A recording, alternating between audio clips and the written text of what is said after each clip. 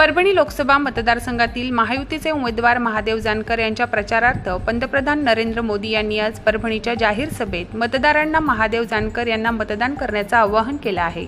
महादेव जानकर यांना मत म्हणजे मोदींना मत, विकासानंद सबका साथ सबका विकास या धोरणाला मत। परभणी लोकसभा मतदारसंघात महादेव जानकर विरुद्ध महाविकास आघाडीचे उमेदवार खासदार संजय जाधव यांच्या सरळ नळद होत असल्याने मोदी यांनी परभणी लोकसभेवर विशेष लक्ष दिलं आहे।